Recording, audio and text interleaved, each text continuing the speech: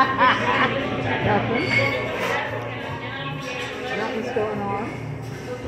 My little bird died while I was gone. Oh no, your bird died? Yeah. Well, we expect the bird to be 20 years old, and that's what it's a lovebird. So the lovebird died. 20 years old. 20-year-old. So always, what always happens is lovebirds always have to be together. So one dies, then I buy another one, okay, and that old one becomes, you know. Look, now you can have a nest and have more birds.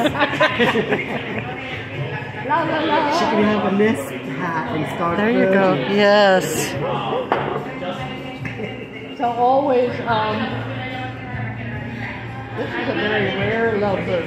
Oh wow. Oh yeah. Usually, The one that died or they're you? the white eyes and the blue. You know those? No, let's see. Anyway, so I went to the pet